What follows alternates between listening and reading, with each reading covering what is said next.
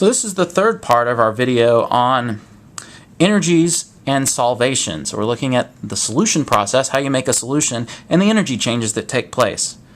So one piece of that, if we're making a solution out of an ionic compound, is to think about the energy that's holding that ionic compound together, all those ions stuck together. And that energy is something called a lattice energy. And we've just gone through a pretty complicated calculation. This counts as one of the hard problems that you'll see in general chemistry. To figure out what that lattice energy is, that measures the strength, again, holding those ions together.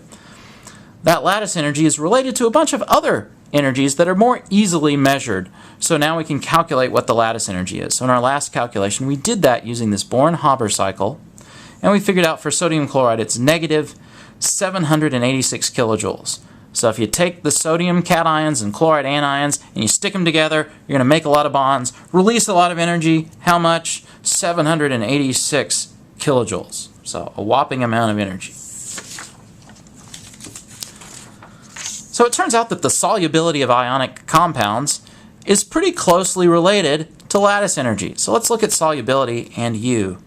So here's some pictures and some data. Let's compare sodium chloride solid to magnesium oxide solid. So here's a little diagram of sodium chloride. Again, we've got these ionic bonds holding all those charges together. And over here, magnesium oxide. Magnesium typically forms a +2 charged cation. There it is, the little red one. And oxygen, a -2 charged anion. So immediately you see the difference between these. The charges are bigger in magnesium oxide. We already know from Coulomb's law that that means there will be a bigger force between them. So what does that mean for lattice energy? Well, if you were to do the calculation of Born-Haber cycle for magnesium oxide, you would come up with a number about like this, negative 3,791 kilojoules per mole. So you want to make 1 mole of magnesium oxide from magnesium cations and oxide anions, it's going to release 3,000 kilojoules of energy, almost 4,000. Wow. Compared to sodium chloride, that's a lot less.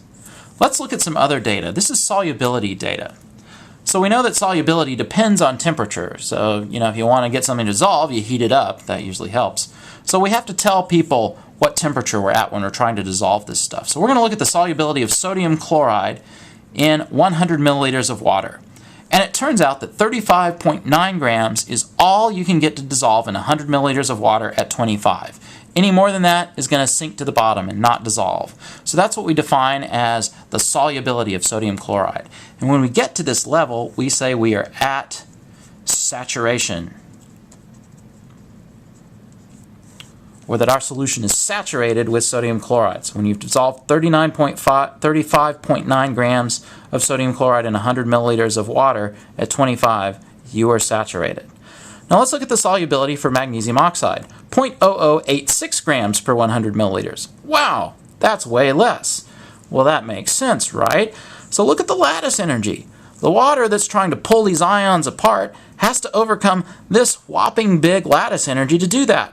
Well, there's just not enough gain in making those ion-dipole interactions for water to do that. And so the solubility of magnesium oxide is therefore very low compared to sodium chloride.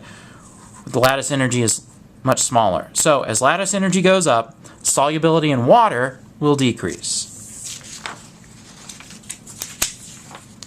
So finally, we're ready to think a little bit about the energies of the solution process. So let's think again about dissolving sodium chloride. So here's another one of those enthalpy level diagrams. So this axis right here shows enthalpy in kilojoules per mole. So up here this is high enthalpy, less stable. Down here is low enthalpy, more stable.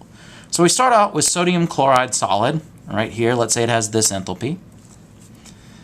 And what we're going to do is mix that with water. So when we do that, the enthalpy of solution, so it turns out we go uphill in enthalpy a little bit to get to our solution mixture. So here we've got the hydrated cation and anion surrounded by the water molecules, and it turns out that that's 4 kilojoules. So you have to absorb 4 kilojoules of heat energy from the room to get that sodium chloride to dissolve. So we go uphill in energy. So let's think about this solution process in the way that I was talking about way back in our first video. So we're going to imagine we pull these ions apart. Boop. So there they are, separated sodium and chloride. How much energy do we have to put in to make that happen? Well, we know if we go this direction, we take the sodium in the gas phase and the chloride in the gas phase and make the solid, that is lattice energy. So if we go the opposite direction, we just have to put a negative sign in front. So it's the same magnitude but opposite in direction. So it's got to be positive now because it's endothermic. So we're putting the energy in to break that bonds. Okay, break those bonds. So that's 486 kilojoules. Now what we're going to do is surround these cations with water molecules. We can imagine doing it in steps. So first we surround the sodium cation. We're going to call that the enthalpy of hydration for sodium. So we're going to release some energy when we make those ion-dipole interactions. It's like making a bond. We're going to release that energy. So we go downhill in enthalpy again. Then the next step is to surround these chlorides over here also with water. So that's going to be the delta H of hydration for chloride. Again, we go downhill. And now we've got the hydrated, aqueous sodium cations and chloride anions. And that means they're surrounded by these water molecules. Notice that I've drawn it in 2 dimensions, but we can imagine that in 3 dimensions that there are more water molecules on the front here. So they sort of form a shell around each ion. And in fact, the technical term for this is to call it a hydration shell, or more generally, a solvation shell.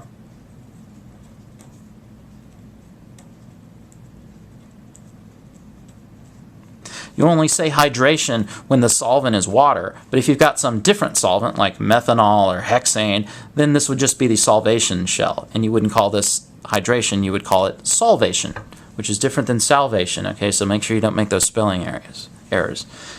So if we add the delta H of hydration for sodium and for chloride, we get the overall delta H of hydration for NaCl, and it turns out it's negative 782. We could calculate that if we've measured the delta H of solution.